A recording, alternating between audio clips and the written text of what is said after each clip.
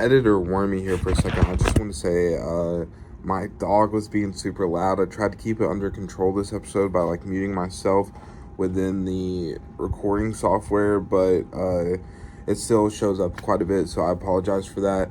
And also, there's a point at some part where Uncle Mad's camera shuts off, and I tried to quickly get that under control. So I just wanted to apologize. We're 3 or 4 episodes in. I expected way more technical difficulties than this, so bear with us. Thank you guys. Hopefully you enjoy the episode. It shouldn't be too terrible. Thanks. Welcome to the 615 Locker Room Podcast. I'm your host, Wormy, with my co-host, Uncle Mad. This is a podcast where we talk Nashville sports, amongst other things.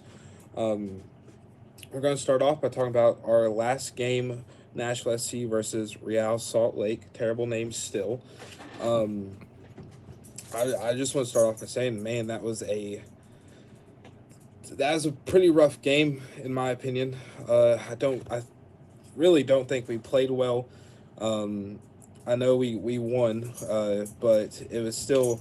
I just thought we were super sloppy, and there was some parts where the defense worried me, especially we see a time where Walker Zimmerman is out for a longer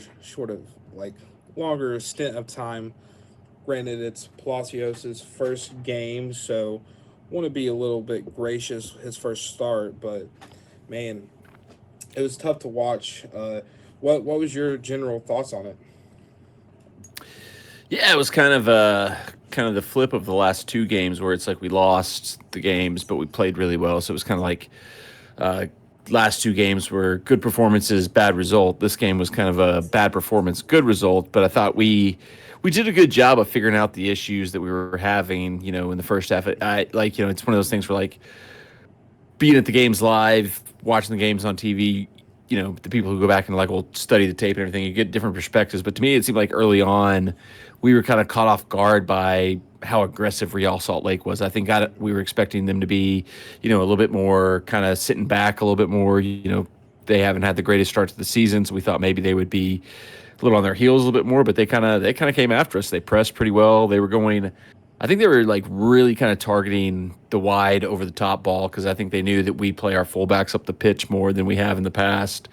And that caught us out early on and a few times where we had Lovitz, we had Nahar up the field as basically extra attackers, and they were kind of chipping over the top. You mentioned Palacios as his first start. I think he was kind of feeling his way to the match. Early on those first 15 minutes, he was kind of typically if you play soccer, if you want to play your fullbacks up the pitch like that, your center backs have to kind of cover that space. And I think he was, him and Jack Mar. Jack Mar is not, Jack Mar's a good center back in terms of the big guy that takes up space, but running back, chasing down balls over the top is not his skill either. So I think as the game went on, Palacio started to recognize that's what Real Salt Lake was doing. So he was sitting a little deeper. He was reading those passes a little better. And after that first 15, 20 minutes, we started to cut those passes out where we could still have our fullbacks up the pitch, but he was kind of sweeping over and cleaning up a little bit better than he did the first 15 minutes. And, it's not entirely unexpected. You lose your captain, your defensive leader, one of your three best players. There's going to be a little bit of a learning curve, a little bit of a staleness to start the match. But I do think there was a little bit of we were just caught off guard by how aggressive they were. We thought they were just going to park the bus or, at least sit deep and look for counterattacks. And they were just, pressing us in midfield. They were chipping balls over the top, just going for it. So I think it took us a little while to settle in, took us a little while to adjust to what they were doing. But once we did, we had a pretty good performance, but it was kind of what we've seen, throughout the season at this point where we're attacking better, we're creating chances, but we're not finishing. And that's going to be the ultimate thing that we have to do to switch it up. Oh, we got a guest star. Yeah, new star on the show. He wanted to pop in for a second. He's checking things out. Oh, definitely. That's going to bring more views to the channel. That is something.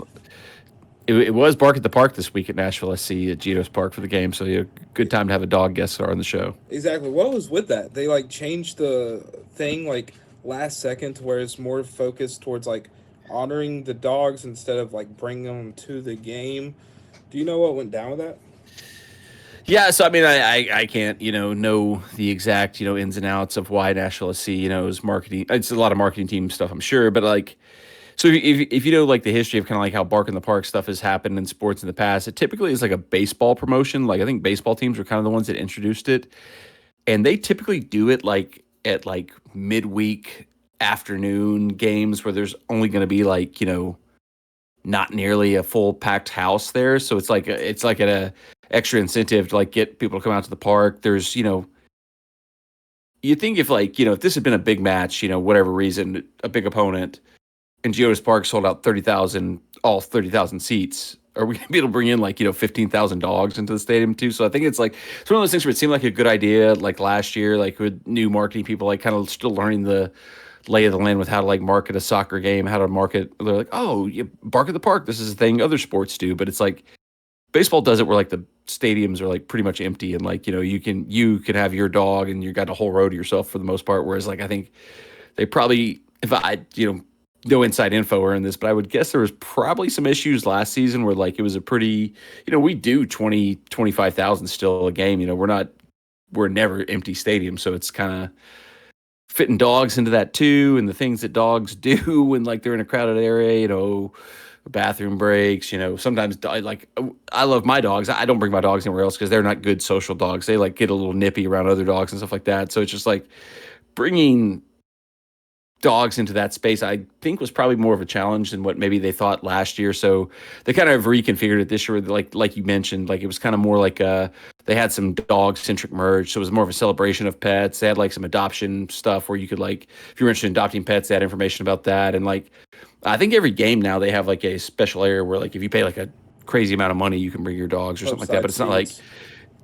yeah, the pup side seats. But it's not like last season where they did the Bark at the Park, where it was actually like you buy a ticket, your dog comes with you type thing, which was even last year. I remember thinking like, this is kind of crazy. Like Yeah. because I'm familiar with how baseball has done it forever. Like you typically do this in like on a random game where you're not going to have that much attendance anyway, so it's like doesn't make that big of a deal. Like because like you don't want a full house and everybody's got a dog sitting in their lap the whole game. Because I mean, we love our dogs, we love Yeah. dogs, but they, you get enough of them in a small confined space. I don't like even sitting next to other humans at the games too much when there's too many humans too close to me at the game. So it's like bringing in the dogs too. So it was. I can understand like the people who have like got to partake in it, and the past being a little frustrated that they changed it kind of Yeah. unexpectedly. But on the other side of it, just kind of playing devil's advocate, I can kind of read the tea leaves and probably guess why they Yeah. pivoted away from the kind of way that they've done it in the past. Because that even like I said, even last year, I was like, this is kind of weird. I don't know how this really works in like a pretty packed soccer stadium to have people bringing in their dogs and stuff like that. Yeah, I feel like it's like one of those things like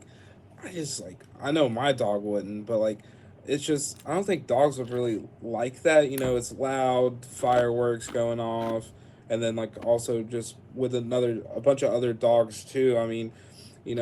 I just feel like that wouldn't be great for them either. But back to back to the being on topic Yeah. with the game.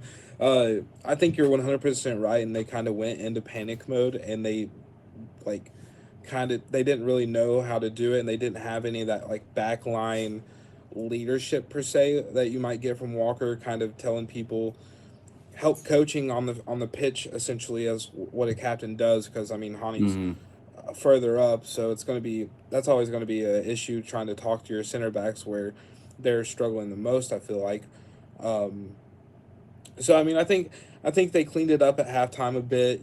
There's still some sketchy parts. The offside goal that got called back. I can't remember exactly when that happened, but uh, all the yellow cards that were being thrown out. The refing, I'm I'm usually not one to talk down upon refing, but it was frustrating to watch at home. Granted, I wasn't there, so maybe I couldn't see exactly, but it looked like there was just um, it was very imbalanced in the calling. What was your opinion on the refing? Because maybe I'm wrong. Let's get a rest perspective on it. Yeah, I mean, it was a. I would say it was a weird one. Like sometimes like when you're refing a match, you I think the game got a little bit away from him. Like I think he was trying to let the players play for the most part. He was trying not to call like every little foul, and then like he kind of got into some bad spots where he let one thing go, and that led to like some other stuff. Like there was like Hani's yellow card was a perfect example. Like Hani got pretty, in my opinion, fouled. Pretty solid chuck. The referee immediately kind of did the little point to the shoulder, like this. It's shoulder to shoulder, shoulder to shoulder, and then Hani gets up. He chases the guy down.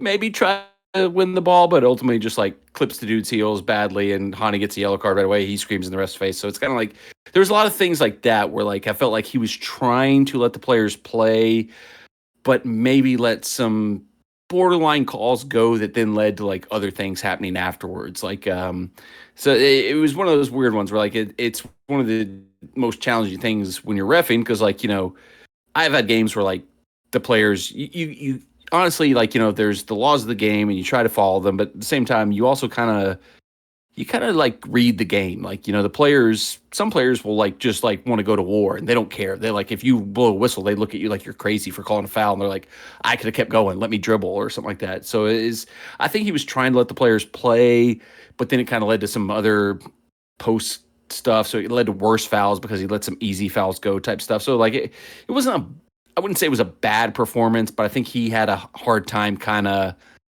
overall getting the full read and full control of the game. It was like he didn't have a good balance in the way he was calling things. So it was a weird one. Those things happen sometimes. You're riffing. Sometimes you're trying to do things a certain way. Certain calls get away from you. You try to course correct, and things come back the other way. That's what was so funny about like I'm sure we'll get to it and talk to it. Was the penalty was like one of the softest fouls he called the entire game after all the other stuff he let go. It was kind of crazy to me at that point in time, and it was a weird one. I would say that I wouldn't necessarily say like he was bad, but it was definitely like, I definitely had some questions about his foul selection, like when he decided to call fouls, what he let go, what he then came back and decided to call. It was not bad, but like weird. And I felt like he never kind of found his flow in the game. Because like players find their flow in the game, refs do too. It's part of the game. Like you kind of have to learn what the players are looking for, how to manage the game. Like, it's stupid. Like sometimes like we watch these videos, they send us training videos where like this is clearly a yellow card, but then other times they'll be like, well, you use your judgment. It's like, wait, no, it should be one or the other, right? But no, they tell you use your judgment. So he seemed to have a little bit of struggle in finding the rhythm of the game was what I would say about his performance. The referees, so Gotcha. but I think a lot of his issues ended up in the long run kind of benefiting us. So I'm sure we'll get to that a little bit, but because there was some definitely I think their fan base, their coach, their players probably have some more talking points in terms of like who benefited more than we probably do in the long run. I've seen comments from Real Salt Lake fans, and they were furious at that last PK call, which we'll talk about in a second. But I wanted to bring up real quickly the yellow card given to Brugman around the 47th minute is where I have it at. I don't know if you guys saw it in stadium, but he did not touch the player at all. So I wonder if that's more of an intent thing when he went to slide tackle, how that is like decided on being given. Did you notice it at the stadium that he was like he didn't touch the ball or the player at all in the replay?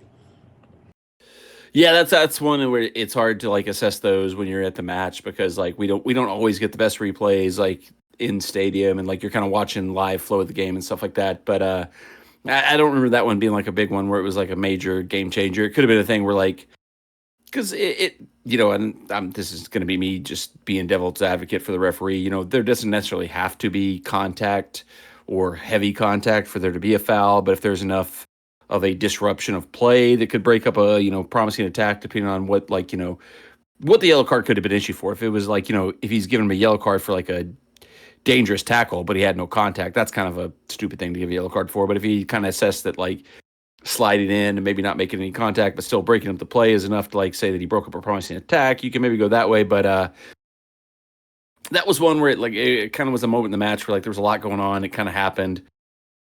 Everything kind of moved on. There was no like real reassessment to that. And that's one where it's like, I'm a proponent of VR. I know like a lot of people like in the modern soccer like are more and more hating VR. Like, oh, it delays celebrations. Oh, it takes away. I'm like, I've going back to like being an NFL fan when NFL introduced like replay back in like the early 2000s, right around the time the Titans actually first started playing, like it was the early seasons of replay. Like I feel like, you're still going to miss stuff. There's never going to be a perfect game, but like I'd rather get like a lot of stuff right than a little stuff right, but I'd also rather pick and choose. Like I know like maybe that would be one where like if we get too much that would be too much VAR to me if like we were starting to go like, well, let's review yellow cards too. Like, yellow cards, especially that one where like maybe there was some judgment there or something like that. So it was a weird one. Like those happen.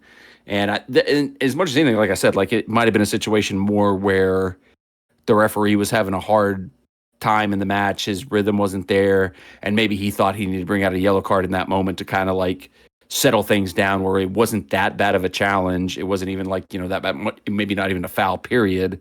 But, sometimes the cards are like a management tool where it's like, I show a card here.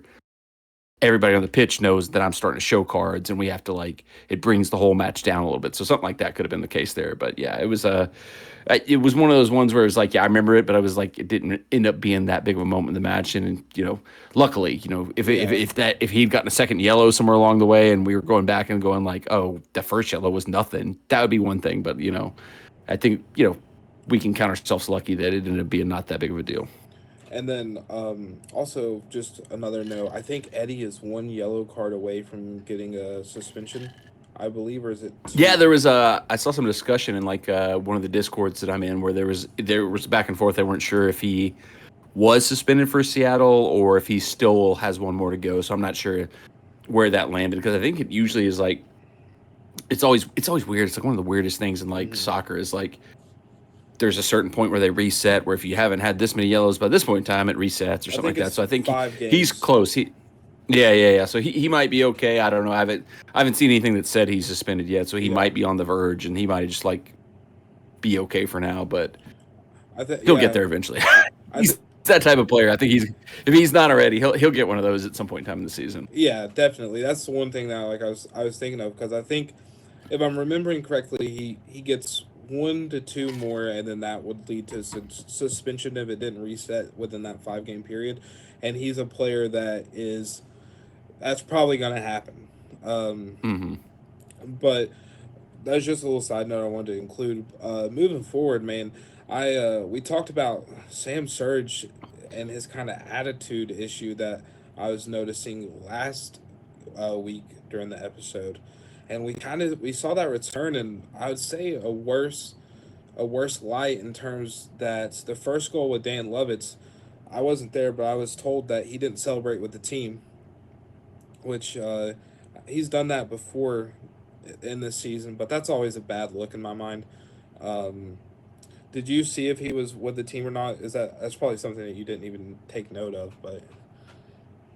Yeah, I didn't notice. I saw some of the other stuff that he had in the match where like people were posting clips on Twitter and stuff like that. But to me, like, strikers are kind of like wide receivers in football or point guards in basketball where, they somewhat, depending on the situation, sometimes rightfully, sometimes wrongfully, think it's all about them. And they kind of, have that attitude about those type of moments. Like, feed me the ball, like throw me the ball, pass me the ball, type of thing. And it's almost like, that's supposed to be their role. Like, I mean, that is, especially in soccer, like that is generally like your striker is supposed to be your main goal scoring threat. So I can, you want everybody to have a good attitude. You want everybody to get along and stuff like that. But it almost is like, in certain situations kind of, you kind of want the striker to be a little bit frustrated that he's not the one scoring goals. Like, I want to see what comes out of this game because there was definitely some flashpoints with Sam in this game, like not celebrating with the team,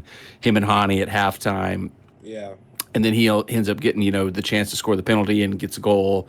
Hopefully can get him going in the right direction. So you kind of want to see how he builds off of that. Cause if you're having those moments, you're having those like things where you're like kind of being a jerk, you're kind of being like a butthole to the rest of the team and you're not backing up your side of it. That's one thing. But, if he starts getting going, if like that penalty can kind of like, get that goal, gets his confidence going, suddenly, yell at everybody else all you want when you're scoring the goals. That's where it gets more frustrating. Yeah. It's like if you're not doing your job and you're yelling at everybody else, that's where you kind of get frustrated with him. So it was good to see like, him getting the goal because I think that's what he needed. Like there was just beyond like the little moments he had with the other players, like I noticed a lot in this game. He had like moments where he's either breaking into the box and has a chance to score himself or has a chance to put in a good cross. And it always felt like he was that last pass, that last moment before he shot, he was like overthinking things just a little bit. He took one touch too many or tried to make one cut too many. And then that happens in soccer where like when players are overthinking things, when players are lacking in confidence, they just kind of like, I could have shot right there, but I think I need to like get it over to my left foot, get back to my right foot, and like I hope, him getting the goal, him getting the penalty, Hani passing the ball off to him. That was a huge moment after, like, that was the one everybody was talking about at halftime, was them kind of yelling at each other. But, like, him getting that goal, Hani being the one to kind of pass the ball to him for the penalty. Like, I hope that's a good moment to build off of. Like, I hope he can get some confidence going forward and start going on a run here. But, like I said, it's like if he's acting the way he's acting and he's not backing it up, that becomes an issue. But, we'll see what happens. Hopefully he can build off I guess I think he does good things. Like he's a weird player, like where he's like he gets involved, he does good things, but he's kind of like the emblem of the National SC team right now. We're doing a lot of good things. We're just not getting that last goal. We're just not getting that last pass, that last finish. And he's kind of like the poster boy for it at a certain point in time. So like, hopefully got the penalty kick late in the game to give us the 3 points. Hopefully he can get some confidence from that. Like, he won't overthink things as much. Because, I mean, if you look at the chances we're creating, like if we just finish like one or two more a game, we're suddenly looking like just like a killer team as opposed to a team that's like having to like scuff by or barely lose games. We're so close to being great. We just got to make something click, and then we could finish on those chances, like you said, because we get a lot of looks. That's like getting looks isn't the issue, I don't think. But yeah, the biggest thing that I saw was this Sam and Hani getting into it, and they were zoomed in on Hani on the MLS broadcast, so I could read his lips pretty good. And that was a choice of words, and like I jokingly put in the Discord, I was like, BJ's gonna make him hug at halftime. They're gonna get over it. And then they came out, and Hani did his thing where he passed off the PK ball, which was you always love to see good sportsmanship stuff like that in sports. I also jokingly put in the Discord, I was like, oh, okay, this is our Ted Lasso moment of the season. I think that is actually a scene in Ted Lasso, but I'm glad that Sam took it. I think Hanico took it, and we probably would have scored it too. But so it's not a conversation of who I think is the better goal penalty kick taker. But I think that probably did a lot for the locker room. And I think, go ahead. No, I was just gonna say, like, I think like there was a lot of people who were kind of like, especially like the halftime kind of blow up between Hani and Sam, where like there was a lot of people who were kind of like, oh, this is not good. This is not good. And obviously, like in a perfect world, you want your team to get along, everybody be on the same page. But I think like soccer's kind of unique compared to other sports, and I think the players, you kind of mentioned Ted Lasso. Like if you watch Ted Lasso, it's a very unrealistic show. But one of the things that's most realistic about it is that like he's kind of sitting over there. He's letting the team do the team thing, because like soccer is like the one sport where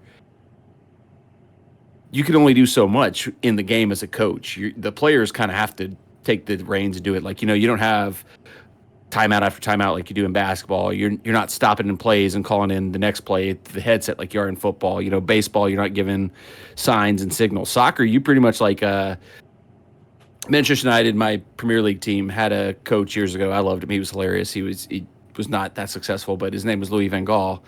And he was famously just never left like the bench. He sat on the bench the whole game. And he got asked in a press conference one time, like, hey, why aren't you like up on the sideline, like, coaching the players, during the game and stuff like that. And he said, I do my coaching during the practice during the week. Once the game starts, there's only so much I can do. So I let the players do what they do out there. And that's kind of how soccer really is. So that's why I think you see more of those moments between players on the pitch, because they're almost kind of like the guys on the field are almost kind of coaching themselves. Like, if you're on the sideline where the coach is, like, I can't imagine, like, when I coached high school soccer, we'd literally like have a player come on the field and be like, "Did you not hear what I just told you to do?" And he'd be like, "No, I didn't hear anything you said." So I can only imagine like when you're like a packed like professional stadium, Yeah. can you possibly hear what BJ Callahan is like giving instructions on? Like, I'll give another Manchester United story. Jose Mourinho, another one of our coaches, we had this young left back, and he would only play him in the halves where he was on our coach's sideline because he's like, if he's on the opposite side of the field for me, he can't get my instructions and I can't tell him what to do. He'll mess up if I can't coach him. So he'd only play him either like first half, second half, when he could actually like be in his ear and be like, "This is where you're supposed to go. This is where you're supposed to go." But that's why I think like you see more of those moments in soccer where like two players get in each other's faces a little bit, or like we'll yell at each other about a pass or something like that, because like you don't have as much of the direct coaching in game where like they're like the coach is just like, "Hey, in a football game, like if a quarterback misses a throw, the coach is going to be in his earpiece going, "Hey, 17 was wide open on the backside, post or something like that." Whereas like Hani and Sam are looking at each other going, "I was wide open. Why didn't you pass me the ball?" And like BJ Callahan's like 75 yards away and nobody can hear what the heck he's saying to them if he's trying to even say anything. So they're interesting elements of soccer that you don't see in other sports. Like I said, you don't want it to blow up and get out of control. Like it can happen, but I think we saw at the end of the game that was just natural, like gamesmanship in the game of like them being frustrated with each other. You should have passed me, I should have passed you. In the game, he gives him the ball, lets him score the game-winning goal. I think we can all be pretty happy with the way it came out. But it is an interesting thing about soccer where like that kind of that environment opens up for that kind of stuff. And it's like people come in and they're like, "Oh, these guys are just screaming at each other." Like if you watch like any European soccer games, you think the guys are about to like stab each other on the pitch sometimes. Like the Hani Sam thing was like tame compared to like some stuff I've seen like European soccer players do to each other. And that's just dudes with a lot of passion getting frustrated. I'm sure they're not even thinking about it today, especially after what happened. But if Hani would have taken that PK, it probably would have blown over just because that's the nature of it. That stuff happens sometimes. You said a word that kind of triggered me a little bit in your last sentence, and that was quarterback. You have been having a field day with this. I've seen a couple tweets, and you mentioned it in your video, your news vlog a couple times. Nico Iamaleaver left the Tennessee Vols to go get. I think it's pronounced. I'm a leaving Knoxville. I think that's the correct pronunciation. I think I think it's getting kicked out of Knoxville. That's the new pronunciation. But he wanted more money. He wanted $4 million, supposedly. I don't think this is exactly confirmed, but he's no longer with us. And you had made a tweet about all the Tennessee fans going back and deleting all the Nico praise, and I will say that I will always support my guys on my teams. But Nico, I never was super sold on him. And I'm not just saying that because he's gone. I think if you look at his performance, it truly wasn't anything super impressive. We were a run-heavy team, and that's where we got most of our success. Do I think he has a high ceiling? Yes. Do I think that he will develop into a good quarterback? Yes. Do I think that we got that? I'm not sure. I'm glad that we kind of stood our ground on that. And it's interesting to see how all this NIL stuff will play out in college football and stuff. I know people were worried about it. I hadn't followed too much into it, but now it's more on my mind. What's your thoughts being a Vandy supporter, just being a general college football supporter? What do you think of all the stuff that's happened?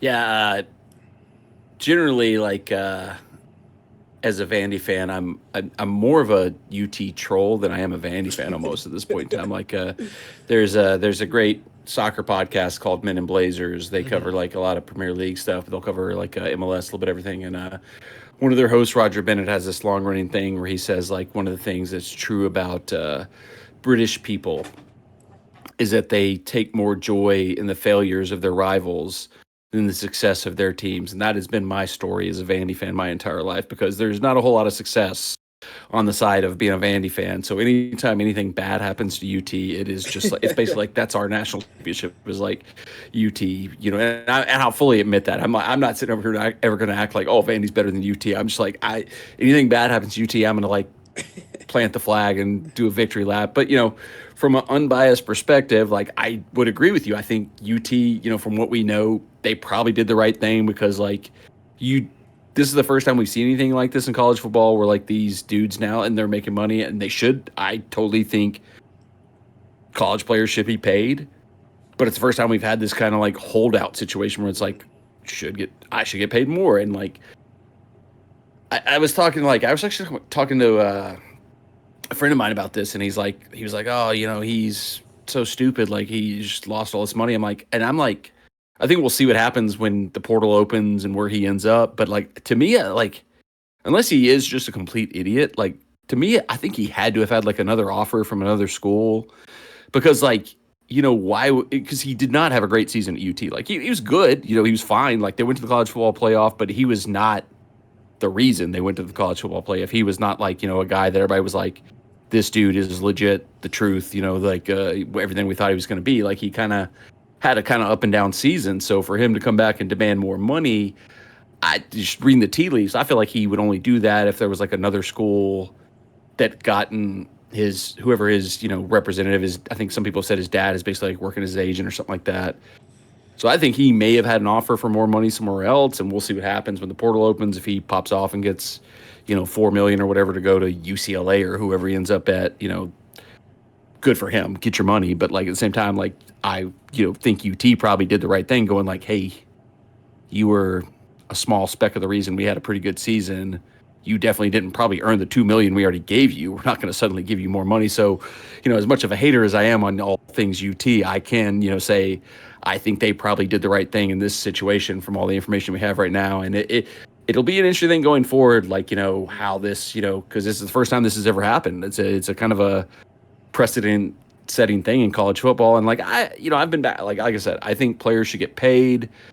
But I think, ultimately, like at some point in time, whether it's like, the conferences, whether it's the NCAA itself, they got to kind of like get some more regulation on this whole stuff. I know they're like about to like potentially add a deal where like the schools can pay directly to the players as opposed to like having to come from NIL offsite stuff or whatever. Yeah. But it just seems crazy. Like I would like I feel like if you're a player and you take an NIL deal, like almost like you should have like at least a 2-year contract. Like, yeah, if you're taking money from the school, you should be committed more than just like, you shouldn't be able to just like jump back into the portal like right away or something like that. Or I don't know, like, because I can see like if you're like just like a random player who's just on regular scholarship and like you get an NIL deal from another school, go take that. But like this situation where this dude got $2 million or whatever, I don't know. Like, I think there's been dispute if that's what he really got or not, but like got whatever he got was just okay, and then comes back and tries to get more money. That's kind of crazy to me. Well, it was rumored that he missed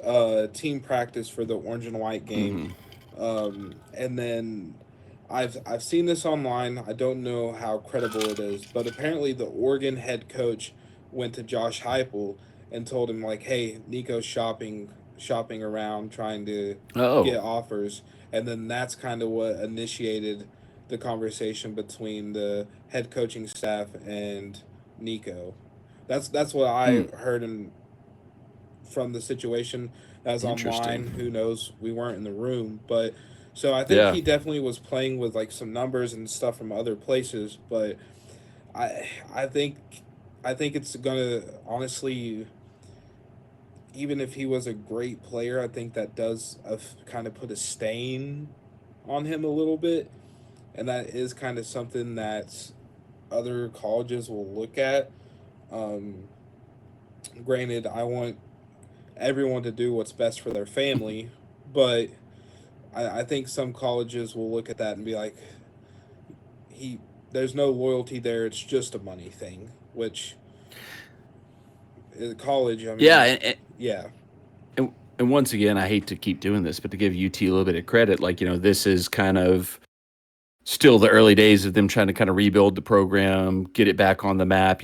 College football playoff this year, Josh Heupel is trying to like really reestablish them as like a regular, powerhouse. Like if this is Ohio State, they'll just buy 7 more quarterbacks or whoever. Like, UT kind of like put their foot down, going like, the program has to come first. That's the right thing to do in this situation for them. And like, same thing. It's like, I think the other thing that's kind of weird about this is it's the first time a quarterback or a player has left for, we'll see where he goes. But I mean, like, a lot of the transfer portal big moves have been somebody moving from a small school to a big school, or like a Carson Beck at Georgia who was going to get benched if he stayed at Georgia. He leaves, gets a bank to go to Miami to like save his career kind of deal, where it's like, this is the first one where it's been like a dude who he would have been the starting quarterback coming back if he'd stayed. I can't imagine he's going to, I would guess wherever he goes, it's not going to be one of the other teams that was in the college football playoff. So from that perspective, it's kind of going Well, he can't go backwards to the SEC, from, so that's for sure. Yeah. So I mean, like, he's not gonna, like, if you get like, for whatever reason, like I think I saw UCLA somewhere. It's like UCLA was terrible last year. So if he's leaving UT for UCLA, that's got to be a money thing. And like at a certain point in time, like, once again, dudes, get your money, get paid. But if like he's choosing UCLA over UT, do you really want him there in the first place, kind of thing? So it's kind of a, damned if you do, damned if you don't type situation. Now that he's definitely confirmed, like off the roster, But if he shows up at Vandy, he will be my favorite player, and I will buy a jersey. So get ready to burn it after one okay season. That's all we need. Vandy, we go season to season. We're not building anything. I think I posted, like, I'm happy with my 6-win drama-free season. So we take it one season at a time, man. That's all one season. That builds us off for 10 years. We don't need another good season for 10 years after that. So that's all we need. I'm interested to see how the whole situation plays out, just because I think however the story ends, it does kind of affect the whole world of college football in my eyes. Oh, yeah. So it's going to be super interesting to see what happens. But enough of college football talk. We got NBA playoffs. The play-ins are starting from the 15th, and they're running until this weekend to kind of decide some of those lower, higher. I never know how to say it, but the bigger number of seeds in the actual playoffs, and then those start. So there's going to be a lot more NBA talk probably. I'm going to follow that huge. Watch out for the Cleveland Cavaliers. That's going to be my dark horse team. I know a lot of people are on the fence of whether they're going to make a deep run or if they're going to be like pretenders for the series. But I think they might sneak up on us. Also, the Rockets and the Trailblazers are teams that I feel like haven't got a lot of love during the regular season, but I think they have the talent to go deep into a couple rounds. And then also was trying to think of like teams that I think a lot of people are probably looking at to go deep that I think probably won't, is honestly the Lakers. I don't know if I don't think that they're going to go super far, even though they have Luka and LeBron and some of the other younger guys. I feel like it'll be interesting to watch them. I love Luka. I love LeBron. I hate the Lakers, but it's going to be fun to watch. It's going to be high action as always, but I don't think they have what it takes to get a chip just yet.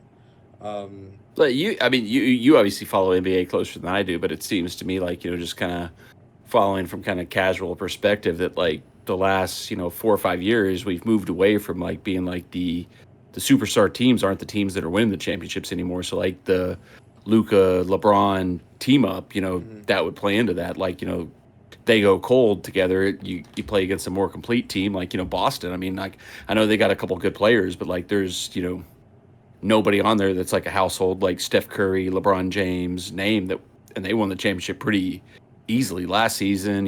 I think who is it? Oklahoma City Thunder is like the top team in the West. I can't name Yeah. a single player on that team, and like they're the best team in the West apparently. So it seems like the NBA is moving into that direction where we had the era where I know like the super teams were all the things where it was like Wade, Bosh, LeBron, and then we had Durant, the failed one like with Durant, Kyrie, and whoever it was at the Nets, Harden maybe. Was it Harden? Yeah, yeah. And now we're kind of it's an area where it's like actually like you don't necessarily need superstars. You just need like kind of a complete team of like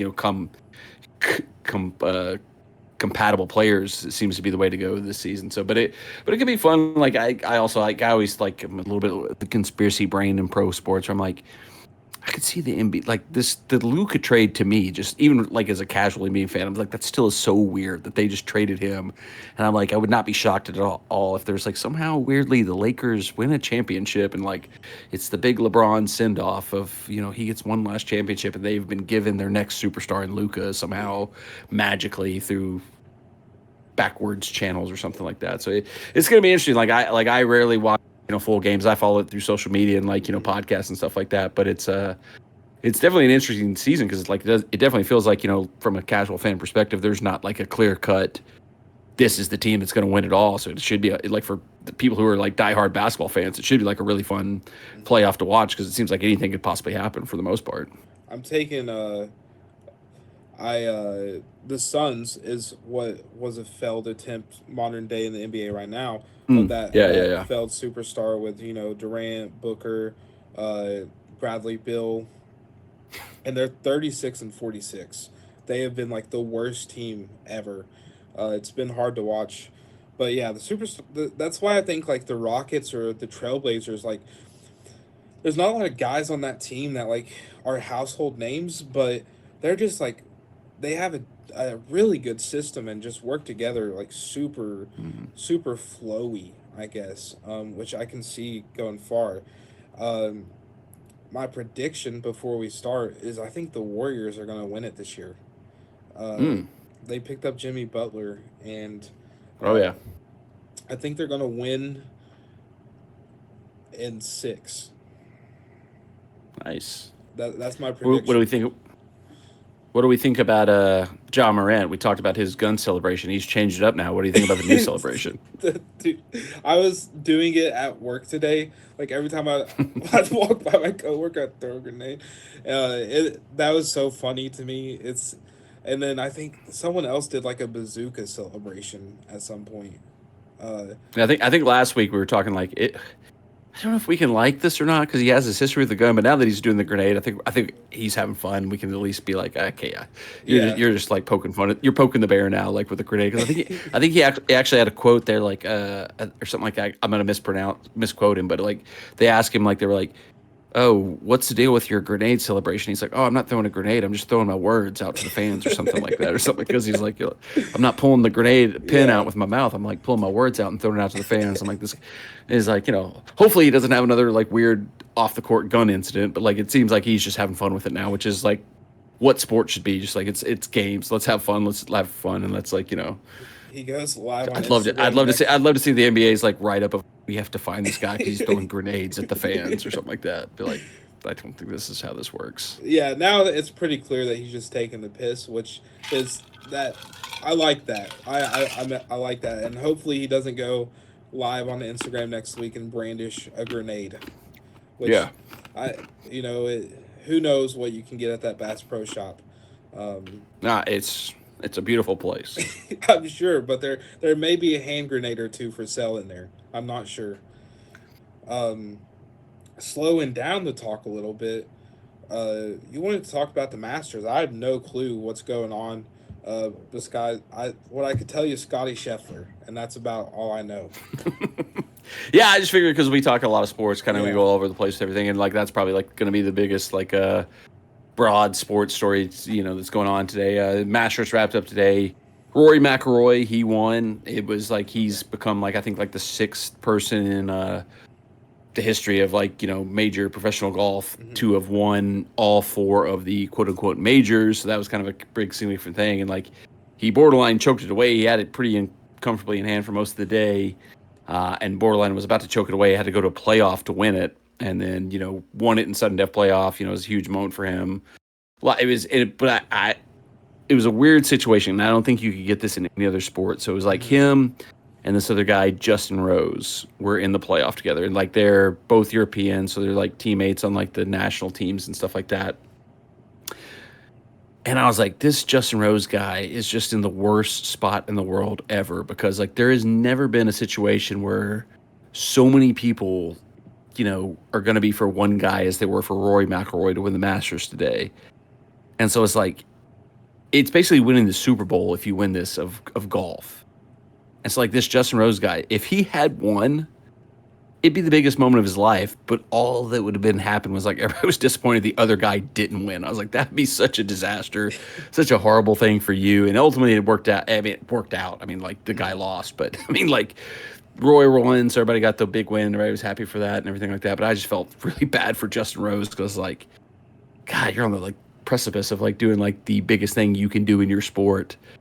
And if he'd pulled it off, everybody would have been like disappointed because the other guy didn't win. He's actually lost twice in the playoffs in the Masters, so it was like a double whammy for him. Where he's like 2017, he was in the playoff at the end and lost. Now he lost again. And I was like, I think we have to rally back around him in the future. I think you said you don't follow golf that much. Justin Rose, make Justin Rose your new favorite golfer. We need to encourage him and lift him up to get him to win a Masters, because he has got the short end of the stick a couple times in that tournament. But it was a great tournament. Like if you like golf, I don't watch like every weekend tournament. I watch the big tournaments, and like today was like especially fun because it was back and forth all day long. Like people were changing leads all day long, and it was like, it's one of those things where like I think golf is like a fun sport to watch if you play golf, because like I'm awful at it, and I think 90% of us that play golf are awful at it. But you watch these guys, you're like, it doesn't look that hard. I'm going to go back out next week, next time I play, and I think I'll have it figured out, and you never have it figured out. So I think that's like why golf is so popular, because it's the one sport that just about everybody can watch and say, I think I could do that. I'm not going to watch Kevin Durant play and ever think I can do anything close to what he can do. But I watched, Scotty Scheffler. I'm like, who you mentioned, I'm like, I kind of got the same build as Scotty Scheffler. Maybe if I took a few more strokes at the driving range, I couldn't win the Masters, but I could probably do decent at golf. But no, it's not true at all. And I think that's why golf has a weird popularity, is that it's the one sport people can talk themselves into being like, I might be able to be good at that if I tried a little bit harder. But no, it's not true. Nobody could. And I think it's like, I think we've seen a rise in popularity of people like participating in golf, or at least this may be a tainted view just because I'm getting to the age where like people around me aren't playing like school or organized sports, and so they're looking for other things, which is golf. So maybe I have like a tainted view on it, but I feel like it's such an accessible sport because you can go to Dick's Sporting Goods, buy a starter set for $300, and go to the range and play. And it doesn't take that much athleticism from someone who's never done it. I mean, what was his name? John Daly, the guy who. Oh, John Daly. Yes, he is the ultimate. Like, if he can do it, who can't? I see drinks like 50 Diet Cokes a day, smokes like 70 packs of cigarettes. Like, he is the ultimate. That guy did. I could do this. He's a legend, dude. Yeah. But yeah, I think we've seen an uprise in the popularity of people trying to attempt to play golf. I don't know if you've noticed that either. Oh yeah, it was. I think like particularly COVID, because that was like the first thing that you could go do was play golf. Like, so like there was people who never played golf before. Was like, they'll let us go play golf. They won't let us do anything else. Like I think a lot of people got into golf during COVID because that was like one of the first activities you were allowed to like go do. That makes sense. I didn't think about it like that. The way that COVID has kind of tinted or passed on some certain things is so interesting. But we talked a little bit of college football, and we talked a little bit of Nashville SC. What do you think about the potential change for the schedule that MLS owners are voting on? I think it's a terrible idea. Have you seen any of this, and what's your opinions? Yeah, it's been something that's been brought up like over the years with MLS, just because it is a little wonky that we kind of have like a flip schedule from like the rest of the world when it comes to soccer. But it, I think a lot of the reasons that we have it still hold up. I think like the most recent one kind of got voted down. Um, we play the opposite schedule. So like typically European soccer, bigger leagues play from August to May. We play from, February to November, something like that. So Mm-hmm. the schedules, it would be better for scheduling wise in terms of the transfer windows lining up better, because like a lot of times like in MLS, like the big transfer window for the rest of the world is in the summer. That's middle of the MLS season. So like if we have a player that's doing really good, they might get poached over to Europe halfway through our season. We're suddenly screwed. Whereas opposed to, if we want to bring somebody in our off season, that's the middle of the rest of the world schedule. So it's hard for us to bring somebody in the other, side of that. So it's always been kind of weird that way. And we've also never been able to like fully like with MLS align with the FIFA international break. So like you have a situation like a couple of weeks ago with National SC where Andy Nahar was playing for his national team and wasn't available. Schaffelberg was playing with Canada, wasn't available because MLS just plays through the international windows because they're on a different calendar. But there's reasons for that. I think a lot of the original reasons when MLS started, I think just about every team was playing in a NFL stadium. Mm-hmm. So you just didn't have access to the stadiums throughout the fall. So you kind of had to play in the summer. But I think the bigger reason is it's expanded, and like from what I've read, the teams that are opposed from changing the schedule are the teams that are like in the North and Midwest, because if suddenly they're playing from August, Canadian teams, Toronto, Vancouver, if they're Montreal, if they're playing from August through May, that November to like February window is going to be a disaster weather-wise. Like Montreal this season, we played them a couple weeks ago, and I read all about this. They've had to start the season with 7 straight road games or something like that, because they usually play in 2 different home stadiums. They have like a indoor facility that they usually play the first like third of the season when it's too cold to play outside in Canada. But that was under construction this season, so they had to play all their games on the road for the first third of the season. So it's like that's a huge complication. Like even like in America, like Chicago, like playing in Chicago in like January, February, that'd be a disaster. New York, Minnesota. I think that like it would make sense from like off the field perspectives to align with the rest of the world, but like I think you're still looking at just like terrible. And like how many snowstorms do we have here in Tennessee where like it might have like canceled a random game on a Saturday, even here where we have like decent weather most of the year, like random Saturday snowstorm screws up a whole weekend of schedules where it's like, because travel is a huge thing here in MLS too, whereas like this will come up as we discuss the Seattle match this weekend. In England, it's the furthest like trip an English team has to make is basically the equivalent of us going to play Orlando, whereas we're about to go to play Seattle, which would be like an English team going to play in Japan, basically. So it's like the travel aspect of that is also crazy when you think about how much travel could be impacted by winter weather and stuff like that. So it's like I'd like to see it like from like just to be aligned and like not have the wonkiness of our transfer windows, but from like a on the field weather perspective, like I don't necessarily want to be at Geodis Park in January. So like I'm kind of okay with the window the way it is. But then ask me again in like August when it's like 117 degrees at Geodis Park, and I'm like, this is the worst night of my life. So I mean, I'm saying this like as right now it is like a springtime decision. yeah, and go back to our game against New England. I mean, that was a lot of people. That was hard to get through. I think on your vlog you had on probably 20 jackets and was scoffing down chivanadas to have a little bit of warmth, uh, and like I think it'd be bad, and also the transfers get like that stuff makes sense with the transfer windows lining up and then some of those international matches, but I think competing with college football or NFL like just viewership is going to be insanely challenging. Mm-hmm. What would Geodis look like if we were playing the same time as a Titans game? How much?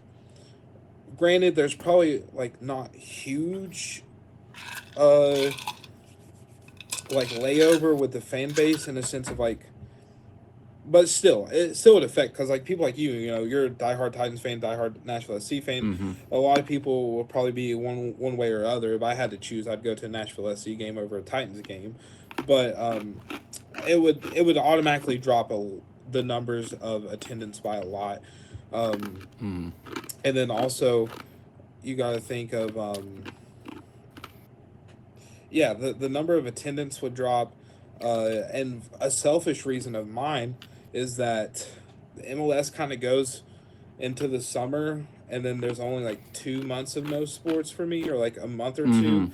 because I'm not a baseball person, so uh, it normally goes for me. It's like soccer ends.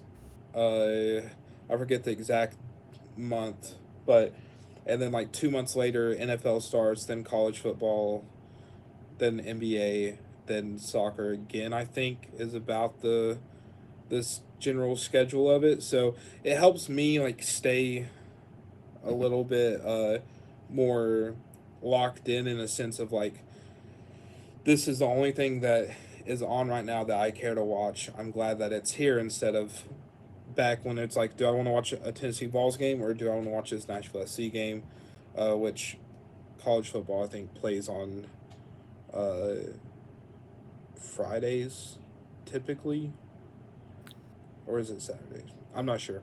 Either way, Yeah. I think especially I mean in America we're not gonna soccer is not gonna beat football for years if ever. Mm-hmm. So I think it just doesn't make sense from a business perspective financially, but definitely transfer window and stuff. That of course makes sense. You want to be more focused with, you know, your granddads and stuff over in Europe, but that's kind of my thought. I'm just worried about what it would do financially if we would, how we would see, we would probably see less cool merch, less cool giveaways if we're making less money. Uh, It's true.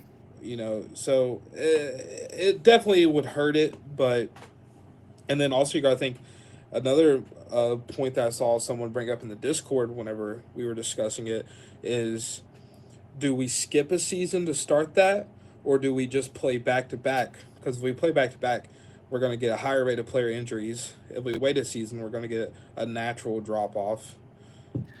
Yeah, I saw some stuff where like there was an unofficial proposal that was kind of discussed behind the scenes with the ownership, where if they did it, they would not skip a season, but they would do like a spring, like kind of almost like a Champions League or like almost like a Leagues Cup like tournament, where it'd be like Okay. a kind of be like a compacted mini competition where it wouldn't be you wouldn't skip a season, but you'd have like kind of like a mini somehow constructed kind of like group stage tournament type thing, but it doesn't seem like it's going to happen, at least in this next window that they were trying to like and it kind of would have made sense coming out of the World Cup, at least because that was going to be when there was going to be a lot of attention on US soccer hosting the World Cup here and everything like that. But at the same time, like, you brought up a great point, like from a fan perspective I hadn't even thought about, is like, I don't know if I'd be as big of a National SC fan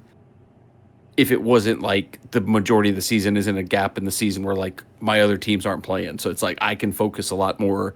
Like, I mean, like, the YouTube channel that I do is like all Nashville SC right now because there's nothing else going on. Whereas like if I was going to Titans games, if I was going to like, you know, whatever other stuff I was doing during the year, I'd be like, I don't even want to go to the National SC game. Like, especially because like Titans games are like Sunday at noon. National SC games are Saturday nights at 7:30. So like there'd be a lot of times where I'm like, oh God, I'm gonna be up late if I go to the National SC game. Do I want to go? Do I want to do that? And then I have to like, because like, and then get up and go to the Titans game. So yeah, that was a great point. Like, shout out you for a great point. Like, MLS, and I think like even thinking about the transfer window stuff, it's like it sucks because we lose players, but it's not like we're pulling players from Europe the same way. Like, you know, like Yeah. and National SC hasn't hit this yet. Like if we had I think we have some young players now that we might see this coming up in the next year or two. Like whereas like I don't want to jinx it, but like I could totally see like, Ahmad Kassam, Eddie Taxeth being dudes who like European clubs like in June, July, August, if not this year, next year go, that dude's doing pretty well in MLS and he's only like 23, 22 years old. Let's like, bring him over to Leicester City or freaking Real Sociedad or like those mid-tier kind of European clubs. So we haven't hit that yet. I know that was like the one I always think about is like Atlanta United has had that a ton where like they've had like these great like, South American kids they brought up who were like superstars to them, like Miguel Almiron and like Thiago Almada, and they lose them in the summer because like that's when the European teams are looking for good players. And so like you're in the midst of your season and all of a sudden like you lose one of your best players. But, there's always the opportunities to reinvest and, if you do things right, you can rebuild from that.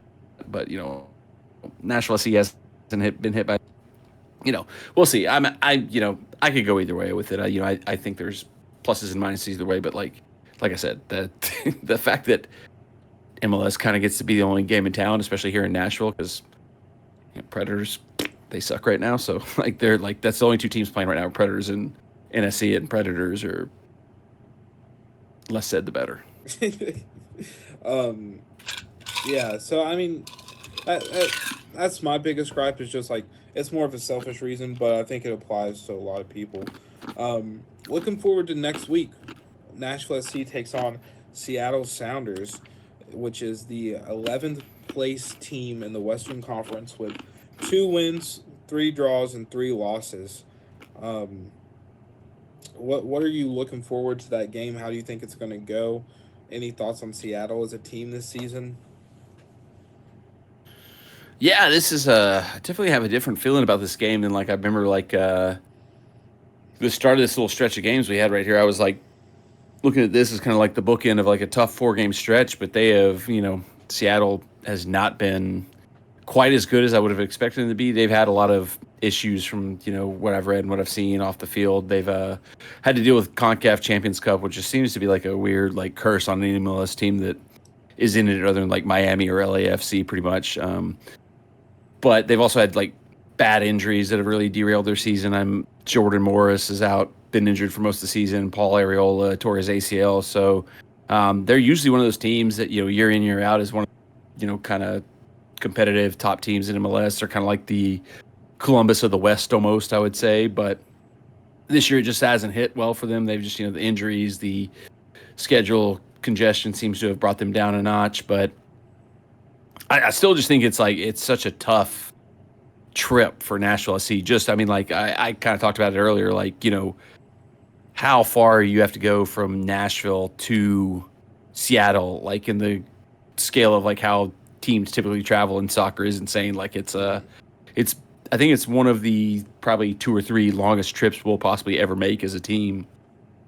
And they always have a great home base. Like they're one of the top attended teams in the league. They have a great home following. So it's going to be a tough game going there. If this was, Seattle coming to Geodis Park, I feel pretty good about it. But, while we're still in kind of this mode of kind of figuring things out, where we're doing well, we're playing well, we're attacking well, we're creating chances, but we're still kind of missing those last few components, missing those last few pieces.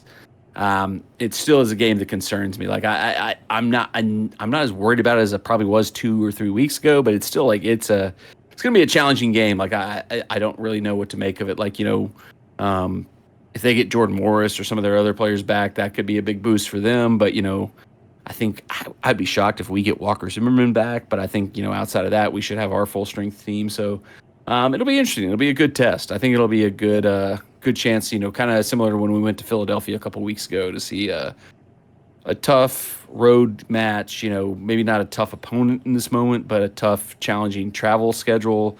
How do we deal with that? How do we, continue to build, bounce off that? So it's one where I don't really have a good feel for what we're going to do, but I'm definitely interested to see, and I think it'll tell us a lot about this team moving forward, what we do. What's your score prediction? I think I've kept predicting that we're just going to like score a lot of goals. Like I think I've had like 2-2, 3-1, and we're creating the amount of chances to do that. We're just not finishing the amount of chances to like get the score predictions I had. So I'm going to bring it down a notch. And I'm going to go 1-1 draw. I think we'll find a way to get a goal, but also we're still a little shaky in defense and we're not finishing enough of our chances. So it'll be a game where like I think we'll have plenty of chances, but I think we'll settle for a 1-1 draw, which if we go to Seattle and come back with a 1-1 draw, I'll consider that a pretty good result, unless we just like look like crap, like somehow barely get a 1-1 draw. But like that'd be my guess, 1-1 draw. Cool. I was somewhere along the lines of it feeling like it will be a bit of a low scoring game. So if we get Walker back, 1-0. If we don't get Walker back, I'll follow you with the 1-1. Which I don't know if Walker will be back. That'll be something for us to keep our eyes on. I hope to see him back if he's ready for it. Something I was kind of thinking of, and this is another Ted Lasso moment, when Danny Rojas went for the penalty kick and kicked the dog. Is this going to be something that Walker thinks about whenever he's going for those headers now? Is he going to be scared to get knocked out again? I know that like that's one of those things that like one part is like it just comes with the game, it's part of the territory. Another part is like, hey, I don't want to get kicked in the head again. So is he going to play a little less? I don't know. Yeah, I can't, speak to like, players of like his level, but like closest thing I could compare it to is like I tore my ACL when I was playing years and years and years ago. And when I first came back from it, there was like, a period of time where I was like, there's a feeling out period where I was like, oh man, is my knee going to give out? Is my knee going to give out? And then at a certain point in time, it just left my brain. And I just like, probably honestly stupidly, because my knee is at risk more after tearing my ACL, but like, yeah, I just forget about it sometimes. Like I stopped wearing a brace after like 3 months because like I had this weird deal in my head where I was like, if I wear a brace, other players are like, and this is probably like my mindset as a player, but I was like, if I'm wearing a brace, other people are going to see the brace and they're going to be like, that guy's got a knee brace. I'm going to go for his knee or something like that. So I was like, I don't want to wear the knee brace because I don't want everybody to say, but like, and then I just stopped wearing it, never wore it again, and like haven't really thought about it that much when I played ever since. So it's and I would expect like a high level player like that. It's even more so like we're like, and maybe that's like part of the recovery process for those guys is like, hey, take your time coming back, work your way back into it. But eventually it goes back to being like second nature. You're just going to play the way you've always played type thing. And, those fears, those concerns kind of go away, and to your point, like, Danny Rojas, he finally made that penalty and finally got his goal. And like, never was an issue for him ever, going forward. So it's like, that's the type of stuff you have to do, I think, as a player. Is like, you might have those fears, you might have those concerns in your head, but once you like kind of go out there and you kind of have that moment and you survive it the next time, then you're kind of like, okay, I'm back. I don't really have to worry about that anymore. Like, so like the first time, like for Walker, like first time he like goes up and wins one of his big towering headers where he just like, especially like if it's a goal, like one of his like, smash it with his head into the back of the net goals, like he's gonna be like, I never have to worry about my head again. I'm invincible. I'm Thor again type thing. That would be a great comeback. And then moving on to the next segment. I thought that I think I said in the video, I think the Dan Lovett's goal was like a Walker Zimmerman tribute goal because that was like exactly like the type of goals he usually scores. I saw that. I'm so glad that he finally got one. I love Dan Lovett so much. If you guys haven't watched the Between Two post on Apple TV, it's pretty funny little series that Dan Lovett does for Nashville SC. We can get into that another episode, but like it's interesting to see who they pick for that because at any time that person could be shipped off, technically. Oh yeah. Which we saw that with, in my mind, Lucas McNaughton last season because he was doing so much like player appearance, so much like involved stuff with the team and fan building and stuff, and then like 2 weeks after I met him, he got sent off to DC. So, yeah, I had it came up on my time hop recently. There, I was at like one of those events where it was like players showing up, and it was like him, Adam Sejic, and like another player, I can't remember who it was. It's me like with a picture of them, and like all three of them are gone now. I'm like, yeah, it's like, oh well, it's like it was cool to meet those guys. They were good players. I enjoyed here, but they're all gone now. So it's like, yeah, it is kind of when you're on the marketing side of things, like, oh, who do we actually put into the content because they might all be gone. Like I remember, like I kept going to think. I went to like 5 straight like team events that Lucas McNaughton was at, and I was like, I think he's just like a single dude who doesn't have like a wife or like family or something like that. So he has to go on all these things. Cause like Walker's like, I got 2 kids. I can't go to this. Or like, Hani's like, I just got married. I got a kid. I can't go to this. Like Lucas McNaughton's like, I got no excuse. I guess I'll go. Cause it was always like him, Alex Moyle and like Schaffelberg were like the ones that were always at the events. And then Schaffelberg got married and like, I don't think he's doing as much of that anymore, but it was always like, the younger guys that don't have a wife and kids are always getting shafted to have to like go to the appearances and stuff like that. I mean, that's fair. They've got nothing better to do. Exactly. They didn't have the built-in excuse like, the wife wants me to be home tonight. I can't go to Mapco in Antioch and do a player appearance or whatever. One of them probably like someone that's probably bought a dog at some point just to be like, hey man, I got a dog. I can't keep going and signing sweaty fans jerseys. I have a dog now, unfortunately. That's a genius. That would be the genius thing. Taylor Washington does too, but I think he genuinely like loves the fans, like loves doing that stuff like too. So like he's like, shout out Taylor Washington. He's so like tapped into the fan community. I love it. I hope he never goes anywhere, but I said that with McNaughton too, so I don't want to. I'll knock on wood. He's a dude I could see him like kind of like he'll just be here even if he's not playing for Nashville SC, because like we had been like either the second or third year we were in MLS. We went to a bar in Nashville to watch like a U.S. soccer game. I can't remember. It wasn't World Cup. It might have been like a Gold Cup or like a Nations League match, something like that. And he was just there. He just like showed up. It was like, I want to watch the game with the fans too. He was just one of the dudes there, just like want to watch the U.S. national team with everybody else. He was like hanging out, just like drinking beers, having fun. So I was like, I wasn't drinking. I'm not a drinker, but he was. Maybe he was, allegedly. Yeah, I don't think he was either. It was me and him were just over the side, just not drinking. Kind of just silently judging everyone. Exactly. I don't judge. Drink if you want to drink, but that's not my bag. Speaking of pubs in Nashville, this isn't a pub, but we're going to our business shout-out segment. Daddy's Dogs doesn't need my shout-out by any means, but every time I come, I have to stop by or get them in the stadium. I love their branding. They have amazing food, and I've talked to the owner a few times through like Instagram DMs. So, super good place. Go check it out if you like hot dogs, and if you don't, get something else. They have tater tots. Get the elote dog. It's super good. Matt, do you have a business that you want to give a shout out to? Yeah, I mean, I'll go just next door neighbor, like to them as they've just opened a physical location kind of in like the border of like East Nashville, Madison area of Nashville. Daddy Dogs has a new location. They just opened right next to a place that kind of upgraded their space, Shotgun Willie's.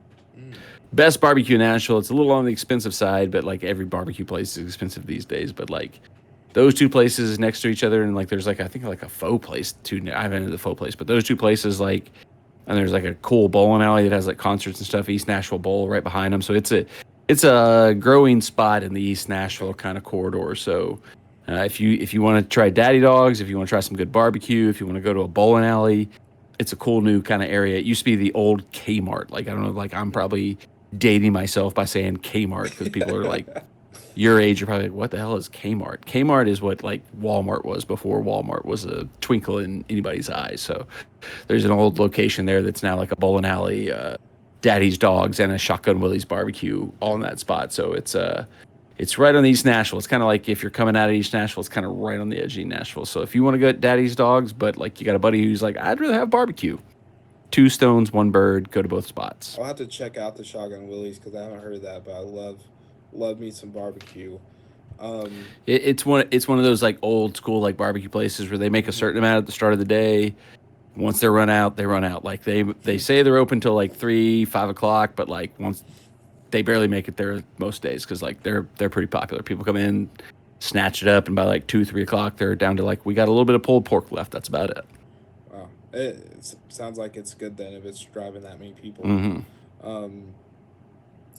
So I think that will wrap up this week's episode. As always, check Wormy and Uncle Matt out on YouTube, Twitter, all the other places that we have. He has an Instagram. Support the Backline Supporter Collective. Uh, any last words? No, man, it's been a busy weekend for me. If you watched my video from yesterday, I was going hard from like 7:30 to like night last night because I did like a 10K. Went to East National Beer Fest. Wasn't drinking. My wife was drinking. Other people were drinking. And then I went to the National C match. Then I woke up today and had to just do husband duties all day, doing yard work and cooking food and stuff like that. So the weekend's supposed to be the time where you recharge your batteries, and I have been doing the opposite of that this weekend. So had fun, but I am out of gas. So I hope everybody enjoyed this episode. Hope everybody's, enjoying putting out here because we're going to keep on rolling, keep on doing it. It's been fun making it, so I hope everybody's enjoying it. Thanks. We'll see y'all next week.